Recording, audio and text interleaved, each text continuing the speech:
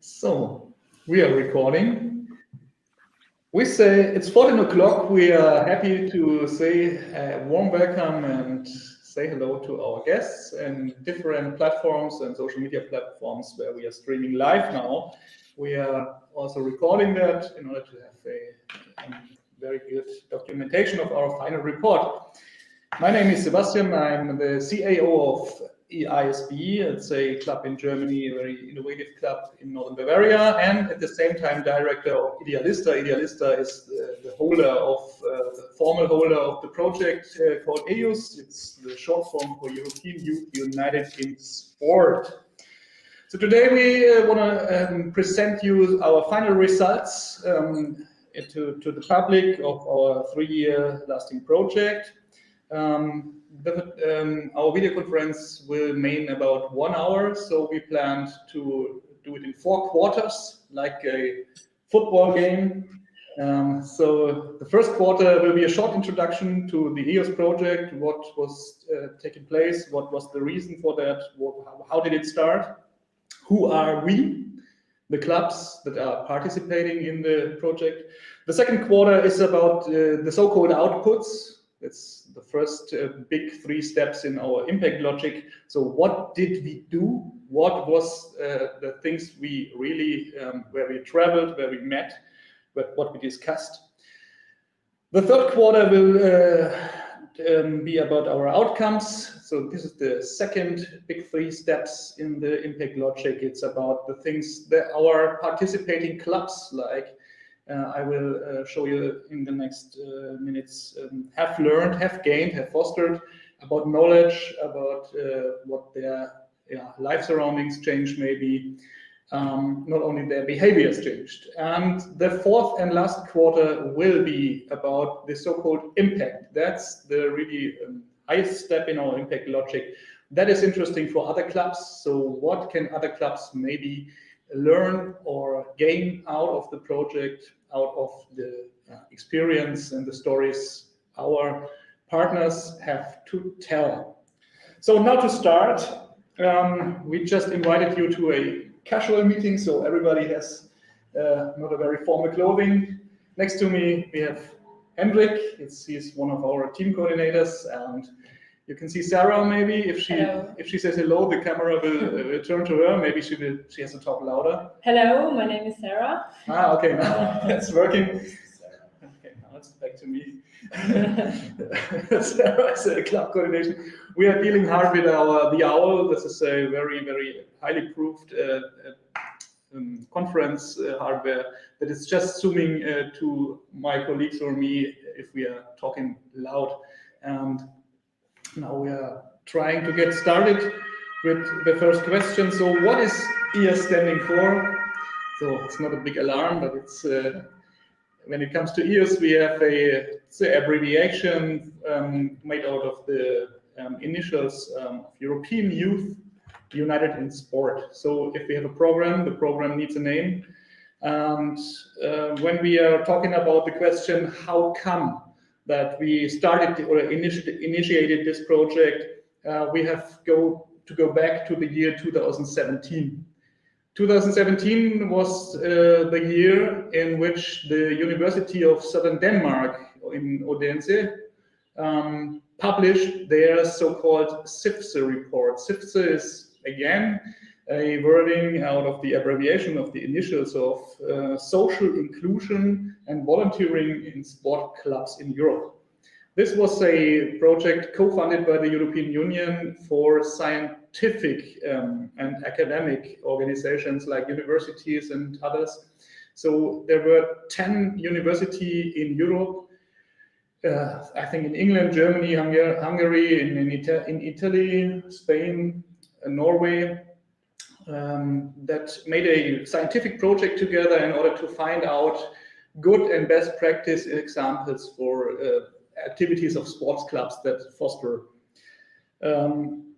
in social inclusion and volunteering. And as we are one of these clubs that were good practice in this scientific report, in the year 2017, we were at first proud. Yeah, that's very interesting to be in a scientific report. But in the second step, we were a little bit sad because we said it's very nice to be in a scientific report, but it would be even better to get in touch with the other clubs that maybe have something in common with us, because we all are objects in this scientific report, and let's try to get in touch with them. Let's try to find contact. And now you can understand from the year 2017 up to the year 2020, it's been 3 years to establish such kind of getting in touch and cooperation like it started in 2020. So what we first did is try to get some contact to the academic institutions and the universities that were holding the former CIFSE project in order to get in touch with the clubs via these scientific organizations. And after 3 years, we managed to find out six clubs in Europe that were in this CIFSE report in former time. CIFSE wrote about 30 clubs, so 10 countries and 3 clubs in each country as best practice. And so we were 6 out of these 30 clubs in the year 2019, because we then tried to apply for a grant from the European Union in 2019, and we failed. We failed because something was missing in our application. So the first step is always a fail. The second step was not to give up and send a second application, and this was just granted in 2020. And as we remember, 2020, there was something big going on in Europe. So not only the CIFSE report was well known and everybody was about trying to find out what good volunteering and social inclusion in sports clubs is. So there was a second big issue in Europe spreading in 2020, and it was called the COVID-19 pandemic, as we know. So the European Union gave us some money and said, start with the project in May 2020. And they said that in February 2020. And then it came to the situation that we weren't able to travel. So now we are talking about the question how it started. I don't know if we already managed to stay in time. Yeah, it's about 8 minutes. So we can just make a short presentation of our partners. Some of them are here in our administration desk for this video conference. So we are, at least as I can see, that there's Rune from Norway. I can see Thorsten from Hamburg and Sandra from Hamburg and Timo from Hamburg. And I can see my colleagues from ISB. I am not able to see our Austrian friends because they are very special friends. They are not appearing in the CIFSE report, so they are friendly guests. That was another nice story to tell how they found to the project. Maybe he will join us later and he can just deliver us the kind of this story. So now I would just head on over to Rune or to Thorsten in order to give them a short 1 or 2 minutes to say hello and give 1 or 2 sentences to their club and how they found out that this project could be interesting for them. How did you get to this project called EYUS? Maybe Sarah can get the microphone to Rune or Thorsten. Okay, Rune, if it's okay for you, I start. Yeah, my name is Thorsten from Hamburg, from TSG Bergedorf. We are seated in the eastern part of Hamburg. We are a club with 9,000 members. And we have like 1/3 of our members or of our work is based on voluntary work. And in our club, I'm responsible for those compartments in our club, like the classical compartments like basketball, soccer, handball, who are all under voluntary management. And my job is to support them in their work. And we started to increase our engagement in voluntary work like about 10 years ago, to make special actions for those who are voluntarily working for us. And this is how we got into the subsidiary report, because there was someone who made an interview with us and said that the way we treat we treat with our volunteers is a best practical thing. So we're happy we went into this, or we were mentioned in this report, and through this report we found contact and came in contact with EYUS. And yeah, for us it was a really good thing to be in this project, because it gave us a couple of new impacts in our work, and we learned a lot of things which we can use in the future. And yeah, that's the short story of our part in this project. Okay, thanks, Torsten. We just should make a short information for all the viewers that don't already know where Torsten is sitting. He's sitting in Hamburg, in the city of Hamburg, in the southeastern part of Hamburg. That's a very big region. Torsten, you can correct me if I'm geographically wrong. But yes, but I think I said I'm from Hamburg, and that we are in the eastern part of Hamburg. Eastern part. Okay, so yeah. So it's a sports club with about between 13 and 14,000 members. I think that was. No, we had 11,000 members before till Corona came. Then we went down to 8,000, and now we are between 9 and 10,000. I think we will be over 10,000 again at the end of this year. So you can see the volatility of memberships in Hamburg is as big as some other sports clubs have memberships. So this is a very interesting side fact for our project. So we not only have small clubs, but also clubs with a very, very strong amount of members, like our Hamburg friends have. And so we are directly some 100 kilometers northern from Schweinfurt, and now we are just taking off to another couple of hundred of kilometers more northern, so to Oslo, or we call Oslo or Oslo, or Rune will tell us how his city is pronounced and how his club is called, and how his club found its way to the EYUS project. Yes, thank you, Sebastian. My name is Rune Hjelberg, and I'm the project coordinator in Furuset Sports Club, Furuset Idrettsforening in Norwegian. By Norwegian standards, we are a fairly large club with just over 2,000 members, where we organize traditional sports like football, handball, ice hockey, so forth, and tennis. We also do a lot of projects that are related to the local community. Both leadership programs, preventive programs when it comes to crime and so forth. And, we found our way. I think we were approached, yes, by the organizers of the EYUS project, because probably all you know,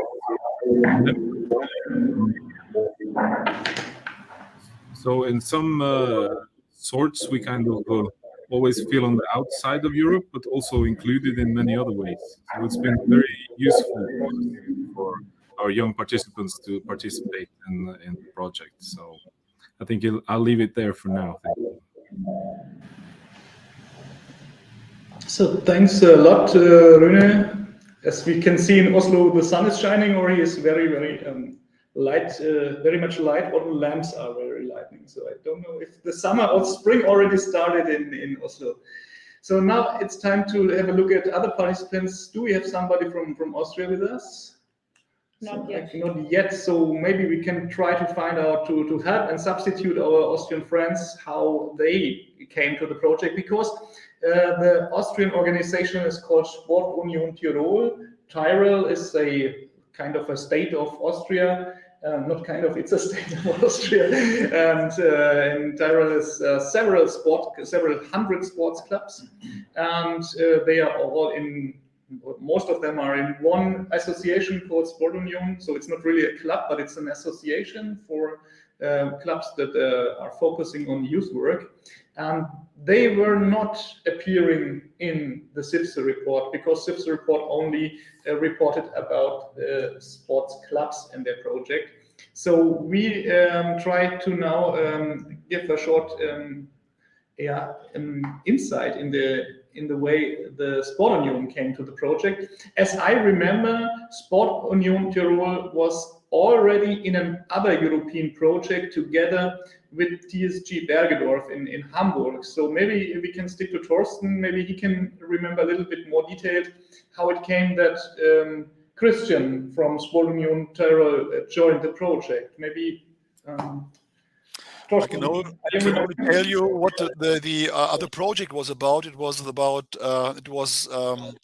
when we had in 2016 all European countries had to deal with the refugee problems, and the program was about how to integrate people who have an immigration background and to get them to win them for work for the sports clubs, to get trainers and coaches. And it was an international program, so with some different kind of lesson steps which were developed in this project and was then presented, and it was all online, even before Corona. Maybe they knew that online is going to be the next thing, and there we worked together with the Sports Union Tirol. But I cannot really tell you how they got to the EYUS project.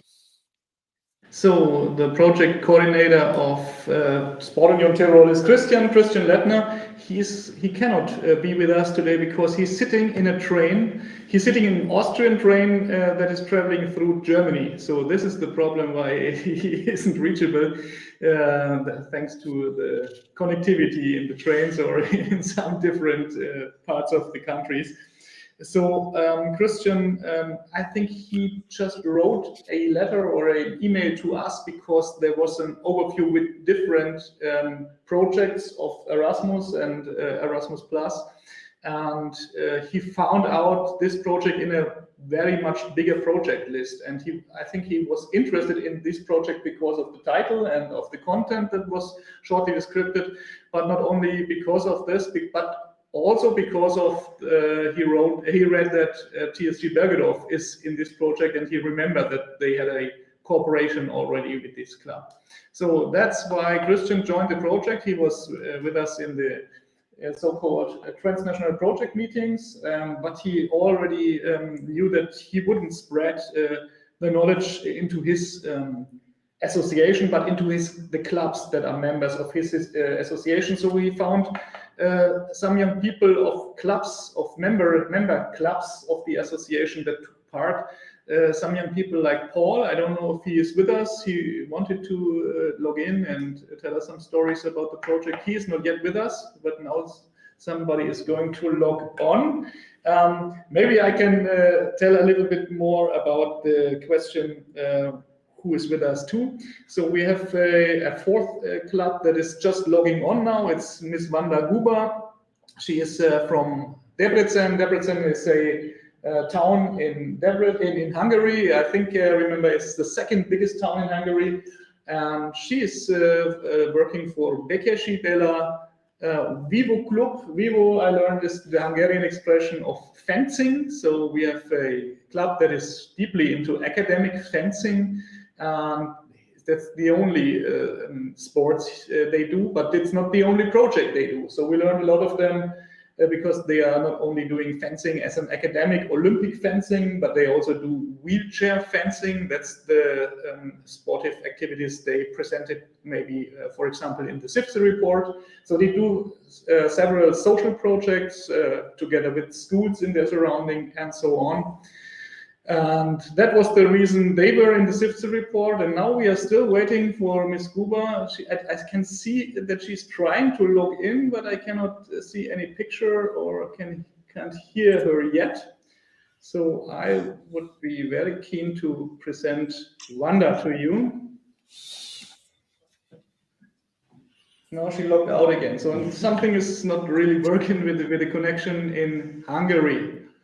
So I would just shift to the next 10 minutes to the next step I introduced in the first minutes. So we try to postpone Wanda's presentation of her and her club and her initiative, and go now to the first impact logic. It's called the output steps. So we try to give you a short overview of what happened in the 3 years. What did we do? As I mentioned in the first minutes, we started in May 2020, and the first big problem is that nobody was allowed to travel in Europe in this time. It was short before the first pandemic summer, when the first traveling was, I think it was allowed in 21. So what we did is we tried to keep contact and get in touch, and getting in touch via video conference without knowing us. And that was a very big first step. Maybe somebody of you can just remember how it felt to get in touch without seeing us, only seeing us through the laptop or the video conference. Torsten or Rune, are you remembering the situation? I remembered, but what I remembered more is like when we met the first time in real, that it was like we know each other already for a long time, though we didn't have seen each other since then. So I think, it was not a nice experience, but it was a kind of experience we had, that we met only online, and then the day came when we met in real, and it was, I think, was really good, and it felt like we have known each other for a long time already. Yeah, that was the same thing. It was so present for me that it was about 1 year, and I remember we had a big plan. So when we started the project, we had an agenda: in which city are we going to stay at which time. And when the pandemic started, this plan was just for the dustbin. We threw it away and started planning only online meetings. And so we tried to find out and present our clubs, and just getting to know as persons, but also as clubs. And if somebody has another remembrance of these days, please just interrupt me and give us some short insights in your idea. I can see Wanda is with us now. Hello, Wanda. We started some minutes ago by presenting our club. So I already told about 2 or 3 lines about the Bekesi Bella. Maybe you were able to hear it. Maybe I heard it. Yeah, I heard. And you said everything, which is important for our club. Thanks. So we say hello to Wanda. 3 years later, and some marriages and children later, we are sitting here again in an online conference. Do you remember the first steps of the project when we met online at the first time? Yeah, I think that time I was not in the project yet, and I remember that the guys had a workshop with you about the club, and they were so excited at what will happen, although they don't really understand what will happen in the upcoming 3 years. And then when I became a real volunteer for the fencing club, they told me that what will happen, and they just told me that there are so many really good clubs in the project and associations, and it would be great to learn from each other. Okay, so everybody was just curious about getting in touch with other people and other clubs, and especially traveling. I remember this one sentence when we have these very nice introduction when everybody was meeting online and say, hello, I'm Hendrik, hello, I'm Sarah, and why are you with the project? Because I like traveling. So this was the sentence most of our volunteers and young professionals told us, and I think that's a very important aspect of European connectivity and European mobility. So we have to stress that this project is co-funded by the European Union in a program of Erasmus+. They just enabled us by giving us some grants and some money for traveling and doing our work together. And the next 5 minutes, I will give you the chance to give us some insights in the traveling activities. So what was the best destination you traveled? What was the greatest maybe touristic experience? We will stick to the content and to our outcomes later, but first talk about traveling. So what was the best thing you experienced, or the best two things maybe? Who wants to remember? Well, I can say one thing, which is for all the TPMs we always had, even in Oslo, good weather, sunny weather. Of course, not in Hamburg. So I have to apologize for this, but but I think it was each town was for itself a unique experience. For me, special was the last one in Hungary, in Budapest, in Debrecen, because I've never been there before. And in every city there was some special things that really were it was remarkable for me. Okay, so maybe somebody from the Hamburg colleagues will just give us an impression. I think Sandra or Timo, you were with us in Mallorca, you were with us in several other cities. What was the best experience you made?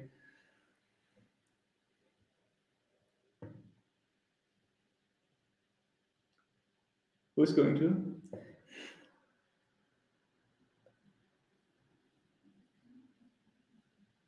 So we cannot hear you, Sandra, Timo?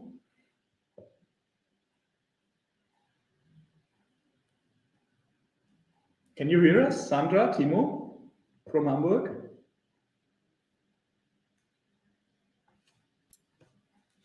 Are you with us? Yeah, I'm here. So we try an impression of what traveling activities you liked best in the last 3 years. I would say the weather in Spain, so in Mallorca, was the best weather from all the TPMs we had. But I would say Hungary was the most beautiful experience we had. So Budapest and Debrecen was so beautiful, and I was so flashed about the view and the city at all and the people, and it was very, very beautiful. Okay, Timo has the same idea, or did Timo enjoy some other trips? No, I enjoyed the same. There were so many places I've never been before, so the answer from Torsten, I can agree, and I can go with the experiences like Sandra told us. So there are no more words I can add. Yeah, thanks a lot. We just enjoyed. I enjoyed most of the evenings with you, dear Timo, in traveling to other cities. It was very kind to have us with you in all these activities. And I would stick over to Rune, because Rune, I remember there was one time in the project when Rune was calling me, I think on the phone, and said, Sebastian, I didn't read, are you coming to Oslo? Because I'm in the project to be as a host for you in Oslo, and I'm not sure if you really come to Oslo. And for Rune, it was really important. I remember it very, very clearly. For Rune, it was most important that he can be a host for other clubs, and everybody is coming to Oslo to see his club and the city. Rune, are you remembering the situation? And the second question, you are the one who had always bad luck with when it comes to traveling, remembering the COVID-19 and other problems. So what was your traveling experience or being a host experience with the project? Yeah, it was really great being a host, being able to have you here, and even taking you to the Oslo City Hall and meeting the mayor of Oslo and so forth was really, really great. And as you said, we've had some bad luck both when it comes to the COVID restrictions, and also I cannot confirm that much about the weather in Hamburg, since I picked up the coronavirus on the first day of the Hamburg trip. So I spent most of the Hamburg trip indoors. We got a day or two with Sebastian first. It was good seeing you all, but then I had to stay indoors. But I'm also positively experienced by the fact that we got to send young leaders around to meet other young leaders. We sent leaders to Spain and to Austria, I think, and so forth. So if it hadn't been for the coronavirus, we would be 100% there, but we've been doing a bit. Yeah, thanks. So maybe before we stick to Wanda, we have to explain something for our viewers that are watching this video live or in the next days or weeks. So we are all talking about TPMs and other cities, and so I need to explain for these people who are watching us that this project is set up in two different kind of traveling activities.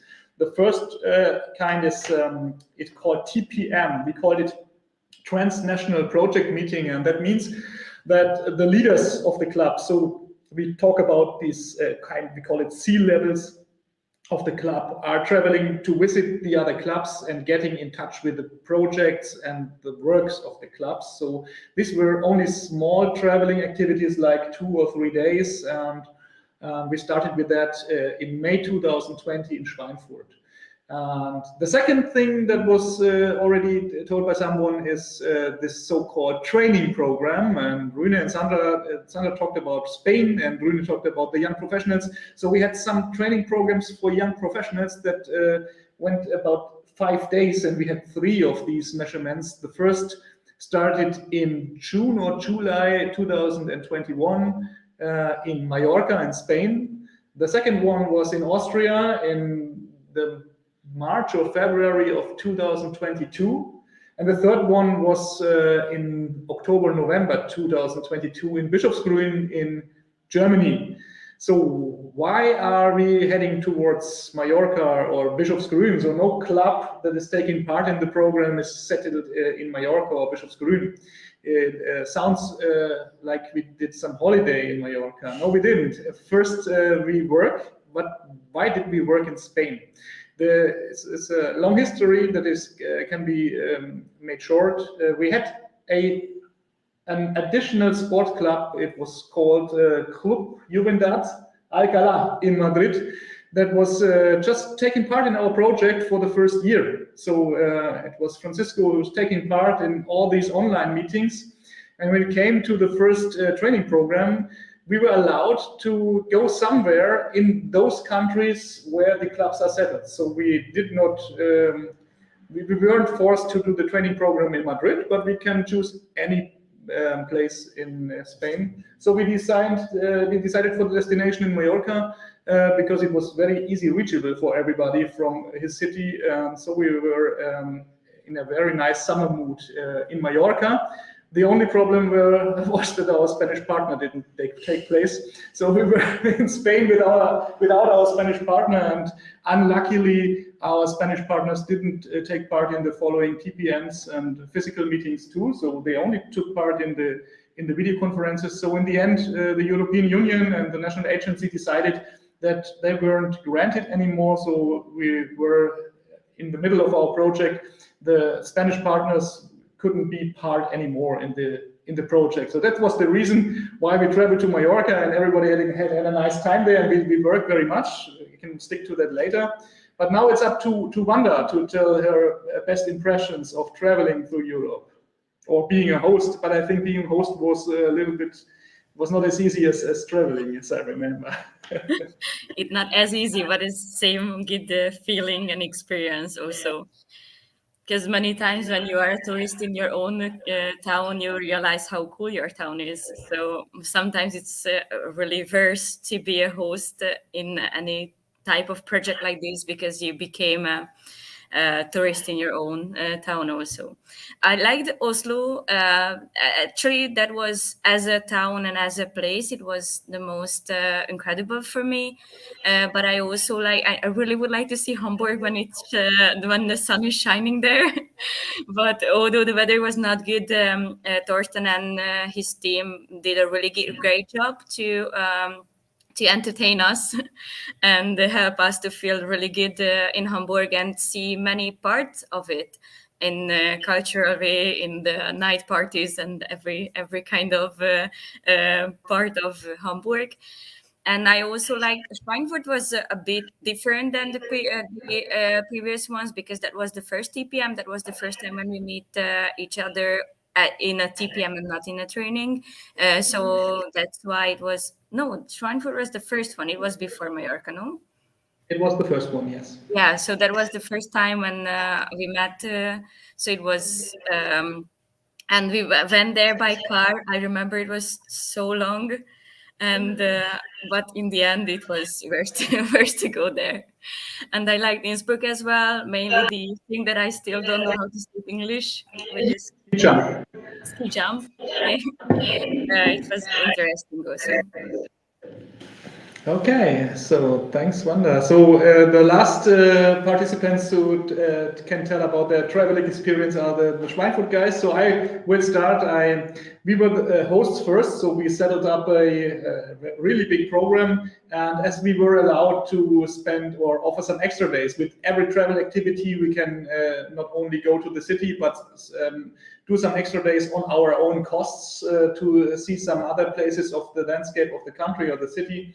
So we offered you a very interesting side program that most of you joined. We were in the vineyards in Schweinfurt. It was a lovely warm evening, and we had the second or the deputy mayoress of our city with us.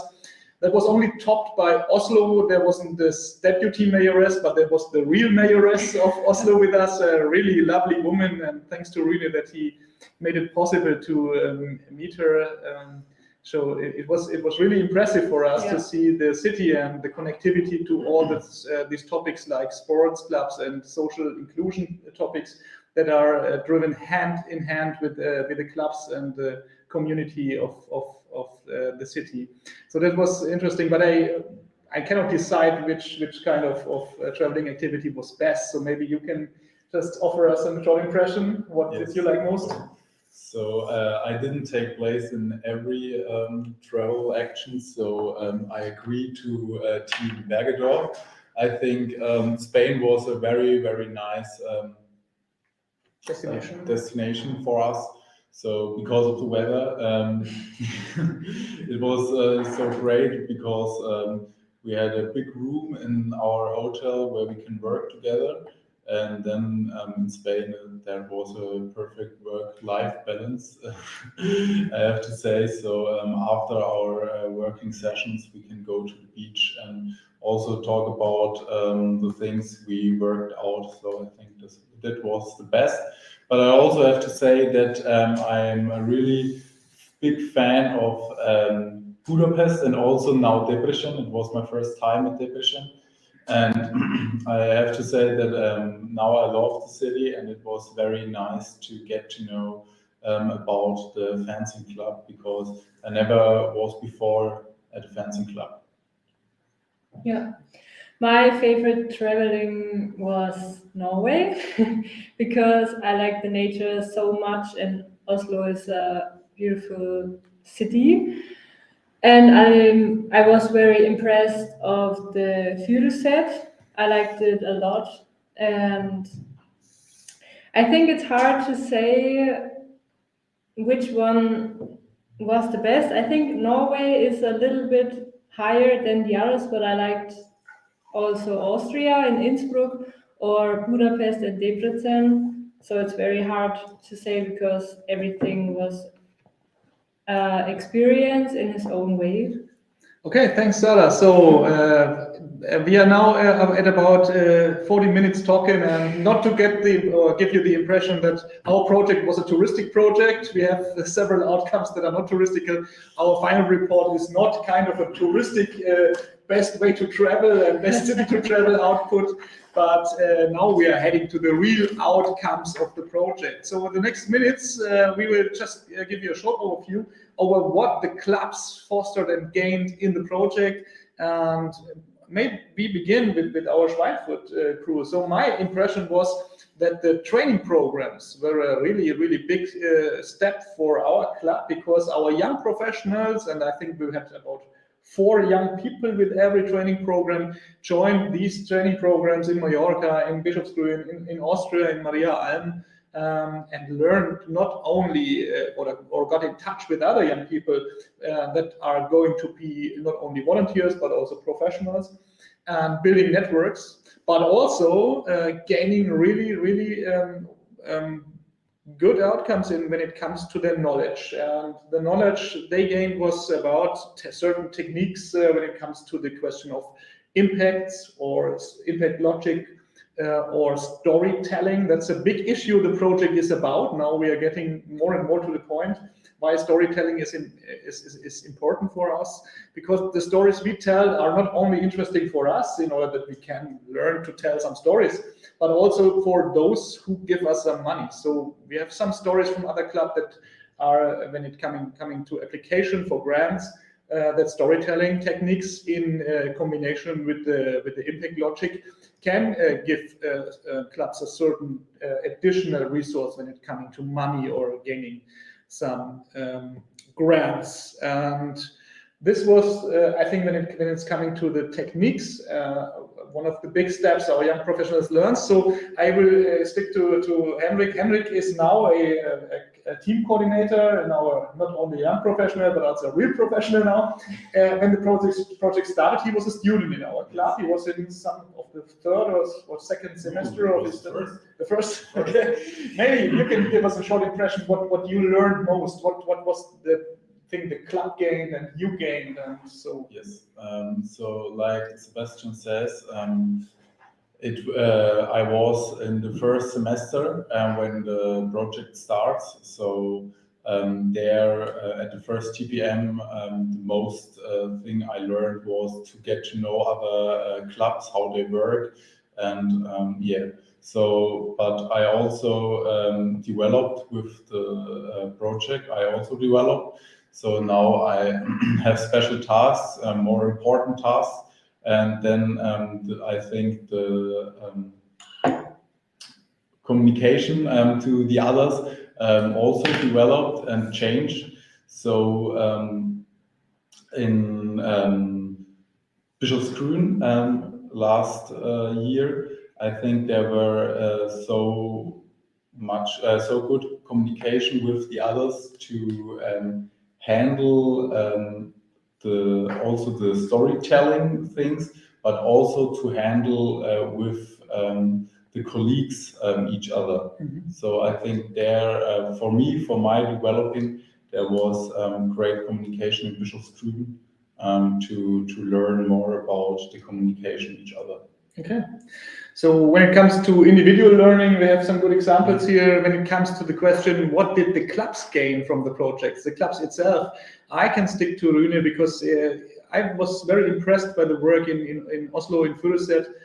When it comes to cultural learning, so we in ISB Schweinfurt just watched a good example in Oslo, and that helped us for our next steps to make some new efforts when it's coming to questions of club culture. So what I was impressed about most was when I watched this ceremony, when your young volunteers are getting some certificates and they were now committed to the values of the club. And this is not only to be a part of a sports club, but to be committed to a certain bundle of values that is just a good identification core for the club. And this is the thing we could as a club learn from the other clubs. And this was the example from Oslo. There was not only Oslo where we learned something. There was in Hamburg a very impressive sports site where we can have a look at the projects they are doing in schools and in the kindergartens and with their skater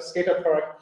So that was very good inspiration for our project. So this was a kind of learning we in Schweinfurt had for us as individuals, but also for the clubs. So maybe you can give us a short impression if it has been the same with you. Maybe we can stick to Hamburg and Thorsten, because I remember you told me once the story that you are thinking that there was a kind of it was a granting or kind of a competition. We in Germany call it the stars of the sport. And you once told me the story that you changed something in storytelling and you found out that was an effort you made with the project. Maybe you can share this story with us. There's well, I don't know the English word for Wettbewerb, something that is organized by the German Olympic Committee, and it's each year, and it's sponsored by a big German bank, and it's called the Stars of the Sports, and you can apply for the Stars of the Sports with projects you do, and TSG is applying for, I don't know, maybe 15 years in this what's the word for Wettbewerb, in this competition. Thank you. In this competition. After we learned about these things, now go different kind of ways in the storytelling, and tell the people about the work you do, and make it shine in a better light. I changed the way of storytelling in this competition, and used a special project we are having in Hamburg for volunteers, which is around a summer camp we do for more than 50 years already, and used this for our storytelling. So we used a campaign for voluntary for storytelling. And actually this year, among more than 10,000 applicants, we got in the 4th place. We went to Berlin. We shook the hand of our Bundespräsident, which was really good. We were in the press, we were in the media, not only in Hamburg, but all over Germany. So that was a really good thing for us, which we were trying for years. And this year, well, actually it was last year, but the prize was given to us in January, is a very good example how we got the way of storytelling, could do it in our daily work, and had a really positive effect out of it. Yeah, thanks a lot. So we can stick to the Hamburg club later, but I want to maybe Wanda has to share some stories with us, what the club really developed, or the young volunteers of the club developed. So Wanda had a good overview over the last 3 years, because she was with us not really from the first day, but from the second day of the project, as you told us before. So what did change in Debrecen? Not only the knowledge, but also the behavior of some individuals and some volunteers? Yeah, both. And also what we learn, and what the project gained, is that we try to focus on the culture of the club previously as well, before the project, but now we do it more consciously, and that's how from the first training, after the first training, the team became with the project that, okay, let's do a small cultural foundation inside the club, that really focus on the communication inside the club, and do some cultural stuffs. And also we learned, so I'm sorry, but my baby's here as well, so I need to Other outcome of the project. yes, someone needs to exchange. Yes, sorry. No problem. Yes, I never thought that I will do a press conference meanwhile I do breastfeeding, but that's a learning point. From the other team, we also learned many things. For example, when we were in Oslo, we saw that how the sponsorship working in their team, and how they are working with the local government, and it was so visible that the whole town is so structural, and everything is working in a really good matrix, and that's a must that we have to learn.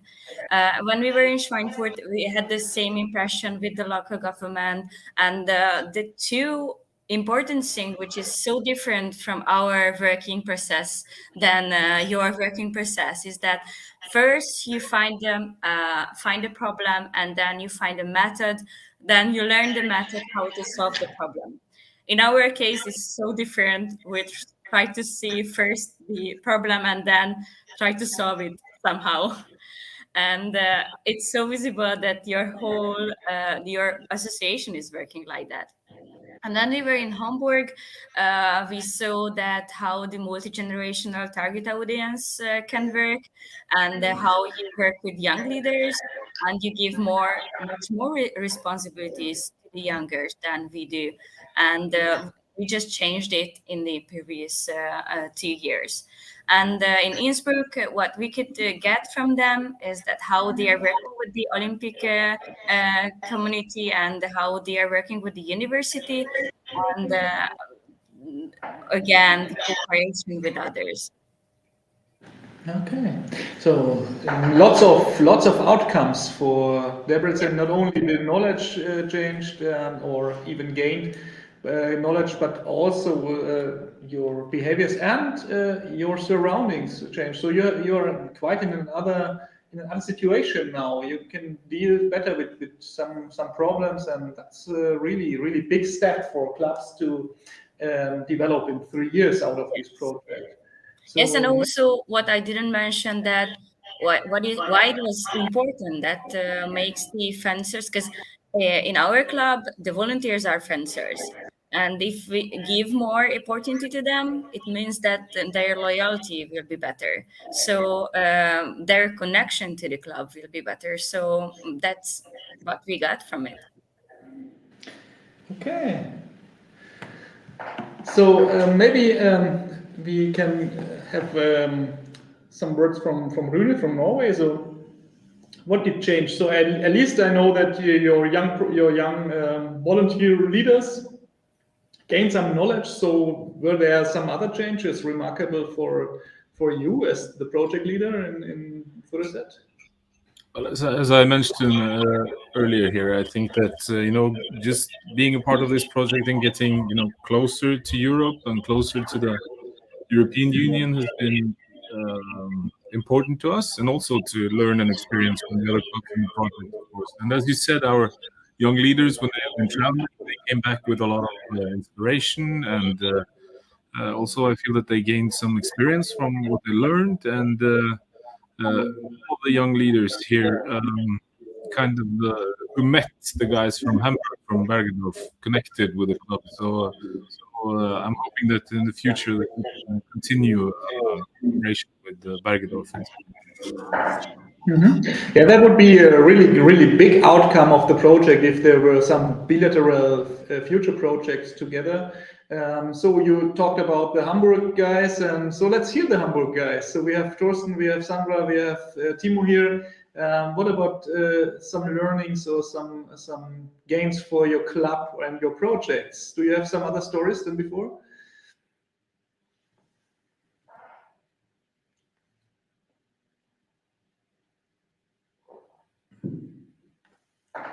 This is the world famous Hamburg break. So if I call Hamburg, several minutes nothing happens. Are you with us, Hamburg? How many points do we get? 0 points. Well, I already told one about one impact that we had, but I think which is one good aspect for all of us is like this aspect of meeting and exchanging each other. And for example, like I really admired the way in Debrecen how they build up this fencing club with really not a lot of things they had, and what is their how you say that, they're thinking about what they do and what they not do. They have clear things, and it's really a good thing what they build up in this fencing club. And one thing that Rune said, which I really hope is one impact, that this is only the beginning of an exchange. Like when we were in Mallorca, we found out that there are a lot of similarities between the work they do and we do in our youth club here. And even some of the locations we had are looking the same when you look from Google Maps on it. So I hope that we can start an exchange and then learn things from each other, because they do things that we would like to do, but we don't do them yet. But I think it would be a good example for us, a best practice for us to do it in the way they do it. So I think I hope it's just a start of something, and not this is the finish of something. Yeah, that's a good introduction for the next part of for the last part of our video conference. So we are. It feels like a finish line, but we are also at the same time at the start of something new. So the first thing is it is great seeing you connecting together and doing bilateral projects. Another side effect, I call it side effect because it was not a planned outcome of our EYUS project, but it's a side effect, a big side effect. And the second big side effect is that we are qualified with the European quality label for European Solidarity Corps. So we are now, we have the possibility to do some bilateral or trilateral projects together, from short-term 2 weeks projects up to long-terms 2 month to 12-month volunteerships in other clubs. So that can be a follow-up. That is going to be a side effect of EYUS. We are not forced to, but it can happen, and we are really keen that there is maybe some 1 or 2 young people who are interested in going out of Schweinfurt or coming to us to Schweinfurt to do something together. And the second thing is I liked the story of the cooperation from Hamburg to Oslo and doing some projects together with the young people or with the professionals or the volunteers. And this is a really good side effect. And when it's coming to the effect of clubs, we learned that the best is yet to come, because we now have the techniques to storytelling, and we know it's useful. It was useful for our young people, it's useful for our professionals, it's useful for our volunteers, it's useful for our clubs. And if it's in that way useful for all those stakeholders, we learned that it can be useful for other clubs too. And now we're talking about the last big step of our impact logic. It can be useful for other clubs too. So now you waited for 55 minutes in this video conference to learn what can you gain out of the EYUS project. We are talking about the impact levels. And this is what we decided, I think, 1 year ago in our Debrecen meeting. It was a cold winter, and we had some not only good wine, but good drinks and good exchange of ideas. And then it came to the point that we want to generate an outcome level for other clubs. We call it impact. And let me just introduce first to you the idea. So every club that was taking part and participating in the EYUS project has several good stories to tell. Not only because they are very exciting and it's very, very nice stuff to tell, but also because in these stories we are always talking about outcomes and effects and how it started and how it ended and what was planned and what was not planned. And we just tried to make a certain logic out of that. This is now a little bit a scientific or academic part of this project. We tried to gather these stories and make a table that gives us a good overview over the effects of these stories the clubs have to tell. So some of our clubs have stories to tell how to gain new memberships, or some other clubs have good stories where they found out that it's not obvious, it was not intended, but it turned out that they had certain effects on gaining good grants or more money. Or it turned out that this measurement this story they told us turned out to be a very good example for making a new or big effort when it's coming to club culture and own value development. And what was the outcome of this project is what we're going to present you now. It's a very big table that is not really attractive, and it doesn't look very sexy. But what we can see here is a big table, and it's only the first page. We call it contribution overview. That's the contribution we do for other sports clubs in Europe or maybe worldwide. It's the same idea. It's in English, so everybody can participate who is understanding English. So what on the left column, we can see the stories we tell. This is only the title of the story and the club. So maybe we can enlarge it a little bit because it's not very good readable in this. Or maybe you can read it. I don't know if it's easy. So it's not necessary to enlarge it for me, but I hope it's big enough that our viewers can have a short look at it. So what you can see is the stories. Each line has one story, and the clubs that tell the story.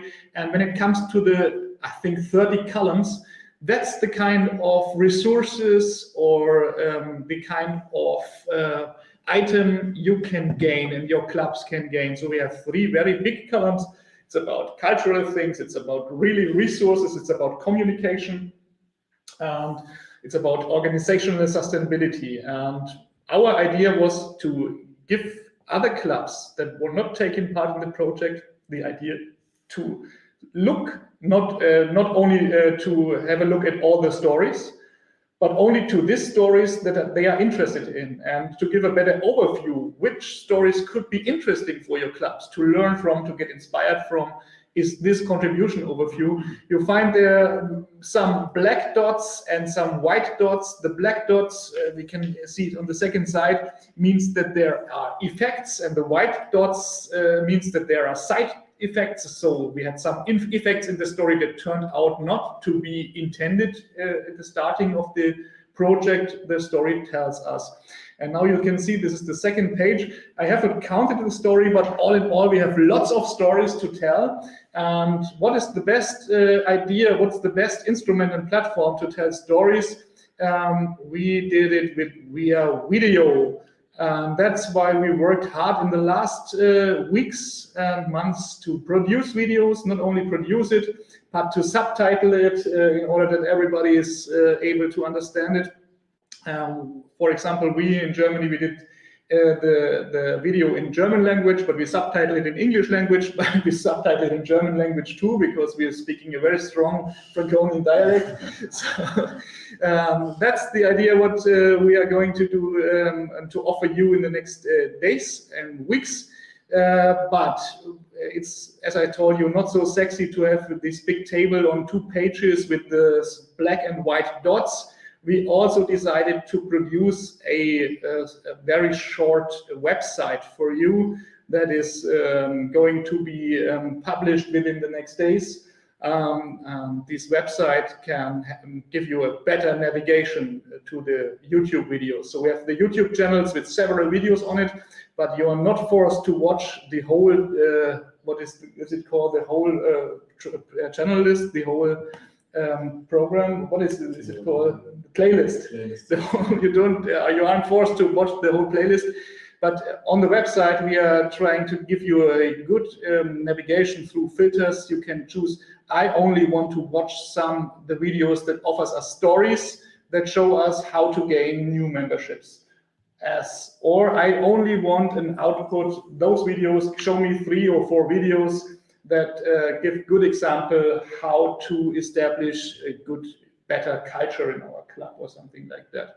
And so you get some outputs from our homepage. And maybe, Wanda, are you able to tell us something about the progress of the homepage and how it will be work or looking like already, or how do we go on? So my suggestion would be that everybody who's interested in these results and the homepage should leave us a message. Maybe you can write a message under the video or on Facebook or as a direct message to us. Or you can write an email to our email address. Maybe you can find it in the YouTube channel.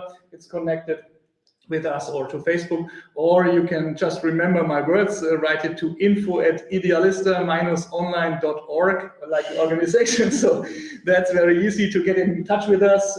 Then we can just remember to send you information about this homepage. So we will give you further information. So Wanda, do you have news for us?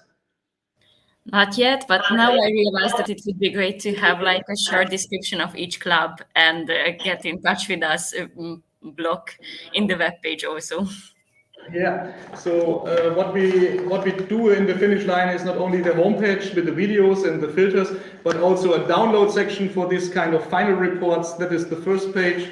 Then we have kind of other pages that is a description of the project with very nice graphics and overview. So this is the camera where we are. You already know this. And then is what maybe you meant, Wanda, the short description of the clubs. How many co-workers do they have? How many members do they have? How big are they? That is kind of the first project description. What do we have here in paper? A second publication will be uploaded that is going to describe our club's outcomes. And the third publication is going to be loaded up. That we're going to spread the stories for those who don't want to watch the videos, but who want to read it and want to print it. And some clubs are maybe more keen not to present videos, but to present something written. So this is the work we did in the last weeks, and we have several minutes. Maybe it's 3 3 o'clock and 5 minutes, so we have 5 minutes overtime, but it's like in every good football match, so maybe there's a short overtime. So we can give you the possibility to comment it. If you want to just add something to these impacts for the other clubs, please feel invited to give us some impressions of your ideas.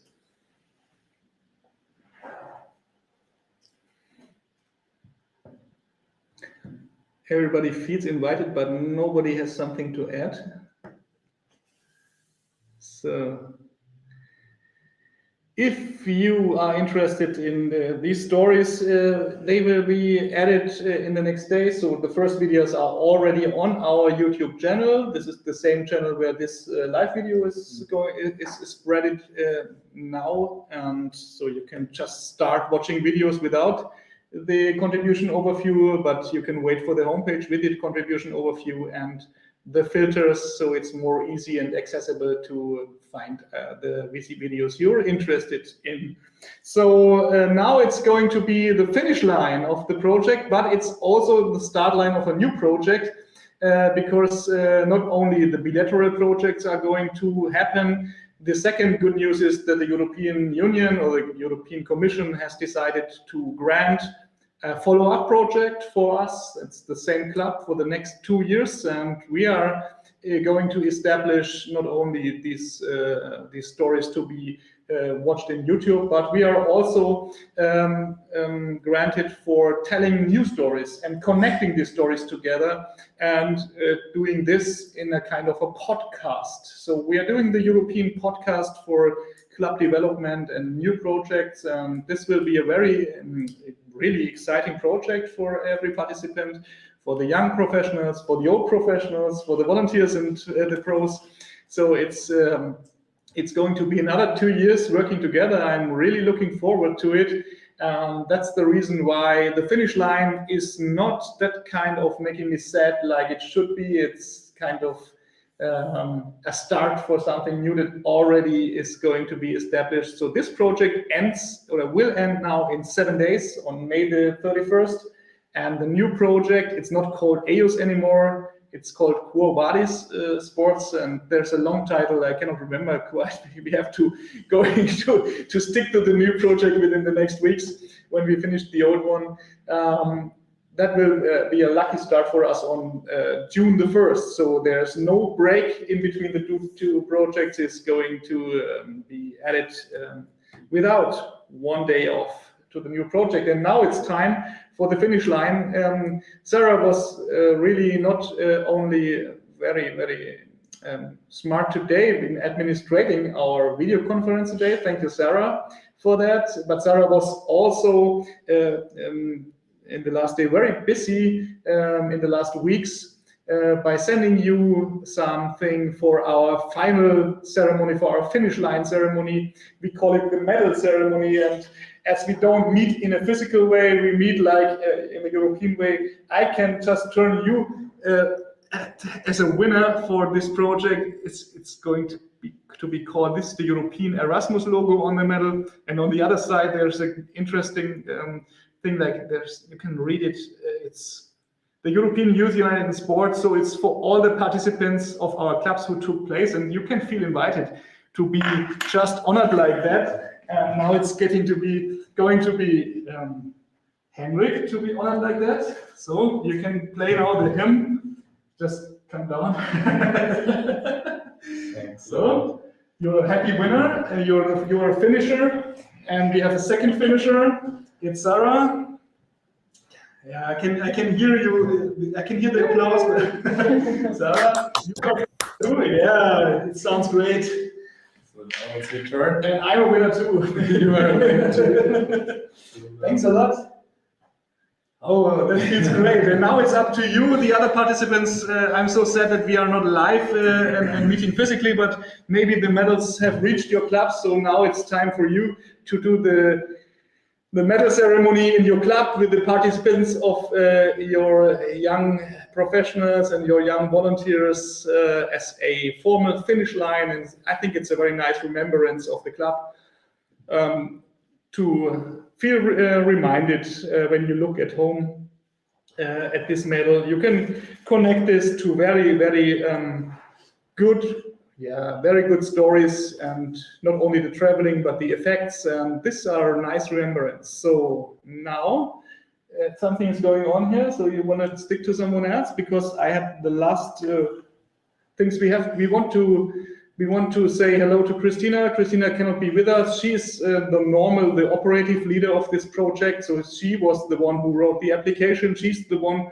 who is who made the design for the project, but not only the artwork design, but especially the design of our impact work. So this is the main work was done by Christina. Christina is not with us because she is sick since October.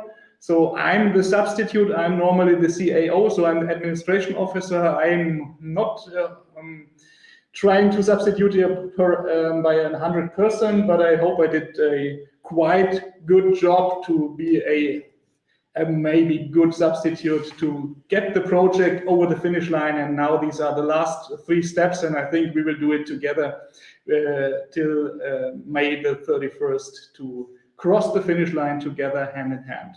So maybe now it's time to give you the possibility to get us some last words. I'm very grateful to have you on my side, by my side, the last 3 years. It was really a good experience getting in touch with you. It was I liked it very much, and I'm really keen of staying in touch with you with the next follow-up projects, visiting you again and working together with you. So thanks for the last 3 years, first in video conference, then meeting in physical, for all the impressions, for all the inspiration, and for all those things we gained. And that's not only a professional thing, but it's also a private thing. So thanks for all the friendship and love we spread around Europe first. So maybe it's up to you now to if you want to have some last sentences on the project. Okay, I start again. So in behalf of the Hamburg team, I would like to thank Idealista. You've done a really good job. I think when we left Debrecen, I've already written something about the things that you have done, and it's really good. And I would like to say, I think she's listening or watching us, thanks to Christina, which is the sounds a bit, but it's the mother of all this, and I really appreciate her work, and I hope she's coming back soon and can join the rest of the start of the new project. And so it was a pleasure for me and for our team to take part in this project. And as I said before, I think, and I hope it's not the beginning, the end, but it's just the beginning. And even I hope some private friendships will keep on. And I'm looking forward to see all you again, wherever in ever places. And if you come to Hamburg, I already wrote you are invited to come and visit us. So thanks a lot, and see you whenever. So thank you. Now we should call Rune or Wanda, who wants to give us some last words for the project. Yeah, well, as Thorsten said, thank you so much to you guys in Schweinfurt who have been the main organizers, I think, of the project. And as Thorsten said, not the end, but just the beginning of something else. So thank you so much for all the cooperation, and looking forward to the next leg. Thank you.